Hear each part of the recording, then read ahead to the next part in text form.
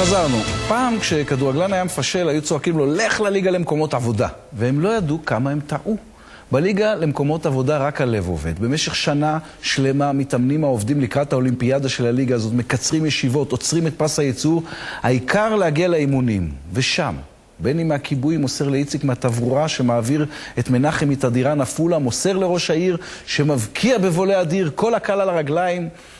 כמעט 8,000 ספורטאים מעשרות מקומות עבודה ירדו השבוע לאילת לאירוע השיא של הליגה, מנכ"לים, פקידים, רופאים, מזכירות, שכולם רצו רק דבר אחד, לשיר בדרך חזרה הביתה, הגביע הוא שלנו.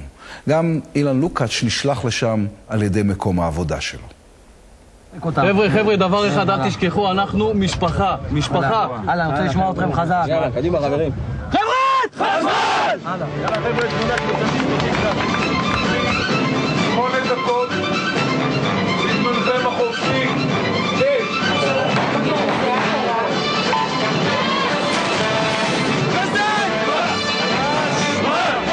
לניצחון? חמד הניצחון? דיסקו.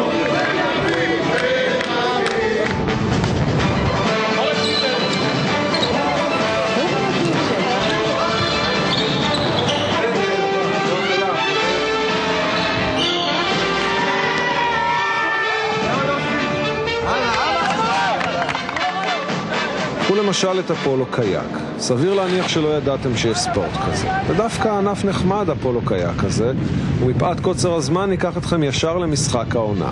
אלטה בקייקים האדומים נגד אלופת השנה שעברה נמל אשדוד בצהובים. 6 קבוצות יש בליגה למקומות עבודה, 3 בנמל אשדוד, 3 ליד רידינג בתל אביב. את החוקים כבר הבנתם בטח, ומתאמנים ביום שישי. נכון עושה חשק? 610, תן לו את החדר של 610. אתה שופט כדורעף, נכון?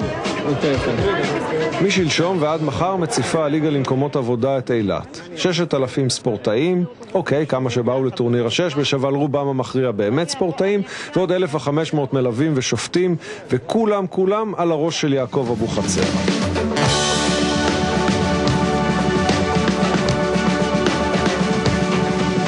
התופעה של פוליקר פתחה את אירועי הספורטיאדה ה-30.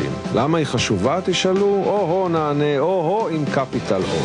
הנקל בעיניכם קרב הענקים שבין דיסקונט ללאומי, דרבי הבנקים? תחשבו על זה לרגע כמו רופאים, בהזדמנות זו שהצטרפנו לנבחרת של שיבה תל השומר. במה באמת נעלה גיד אכילס של יוסי בניון, האגודה לנקועה של לימור מנבחרת כדורסל נשים של המרכז הרפואי. זה חשוב כי אנחנו יכולים להשתתף בזה, בניגוד לליגות של בני האלים שבהן תפקידנו מצטמצם לגידול קרס מול המסך ואיבוד כסף פה ושם בטוטו בגלל השפיץ של הנעל של צ'רנוחה. והנה מוצפת אילת פעם בשנה לאלפי ישראלים ללא קרס. זה לא חשוב? בקש מהנוכחים לעמוד על רגליהם לשמיעת ההמנון. אני תום תנקילביץ' ואבא שלי מספר 5 מרשות שדות התעופה. אנחנו מובילים 20 ומשהו נקודות. אז אתה מרוצה? כן. אבא שלך קלה משהו? כן. כמה? 8. יכול לעזור עליה, זה כל אחד שתשמור את שלו ולחטוף את המסירה. אחרי הלידה השנייה הרגשתי שמגיע לי גם משהו לעצמי. אז חברתי לבנות פה שמארגנות את הקבוצה וגיליתי עולם ומלואו. אז אני בין השאר גם מתפקדת כפיזיותרפיסטית של הקבוצה, מה שאומר שאם הבנות לפני משחק צריכות איזושהי חבישה מיוחדת או שחס וחלילה נפצעות במהלך המשחק, אז אני מסייעת במקום. הנה נמוכות, זה הכוכב. זה מה שאתה רואה אותו ככה, אז יש לו ניתוח, חבל לך על הזמן. בכדורגל כולם חששו מהרכבת. לפני כמה שנים משחק שלהם עם המפעלים הפטרוכימיים נגמר לא טוב. מספרים איך כיסאות עפו, איך באה המשטרה, איך הושעו שתי הקבוצות ל3 שנים. הרבה רגשות יש פה, וכולם נלחמים כאילו זה גמר המונדיאל. השנה המשחק הראשון של הרכבת הוא מול דיסקונט. הבנקים מחזיקים נבחרות של כוכבים אקדמיים. אנחנו פייבוריטים וזה יכול להיות קצת לרעתנו, אבל אנחנו פייבוריטים וכולם חוששים. הלאה, בראבו, יבוא. את דיסקונט אלופי אירופה מאמן שוער העבר דני מנו, ובחוד משחק אצלו מוטי קקון מסניף פתח תקווה, שהיה מלך השערים של ליגת העל. בכלל, לבנקים חוקי דרבי משלהם. חשוב לנצח את בזק, אבל חשוב הרבה יותר לנצח את בנק לאומי. וככה לפעמים הופכת הליגה למקומות עבודה, לליגה למציאת מקום עבודה. האמת היא שגם אנחנו וגם הם הכנסנו, אתה רואה פה לכדורגלנים שאם הם לא היו רוצים לשחק בבנק, לא היו עובדים בבנק.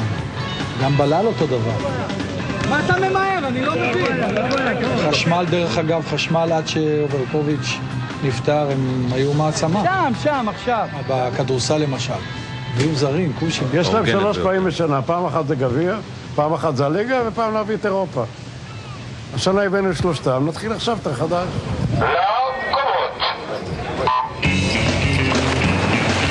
בינתיים במטווח באולמות הברידג', בבריכה המפורסמת של דוויקו וקרמית, מחלקים מדליות בלי הרבה טקסים. כאן היריבויות פחות מיתולוגיות מאשר בין הבנקים, ובשמש האילתית הנעימה אחוות העובדים גדולה וחוצת גבולות. זהו ספורט עממי, כל אחד יכול להשתתף ורבים יחזרו עם מדליות. זה לא אומר שאין קרבות מרים, או לא. שחקן ליגה מפסיד, חוזר הביתה, יפגוש מחר מקסימום את החברים לקבוצה. בליגה למקומות עבודה, לעומת זה, אתה מעביר כל השנה 8 שעות ביום עם קהל האוהדים שלך. איך תאכזב אותם? הגענו כדי להילחם. תבואו תראו אותנו בערב, תראו מה אנחנו נותנים מה הנשמה שלנו שווה. חבר'ה, בהצלחה. ומחר, שבת, תגיע הספורטיאדה לשיאה במשחקי הגמר. והיות שהמארגנים ממרכז הפועל וההסתדרות, נוציא בשביל הכיף את שלונסקי מהקשרו.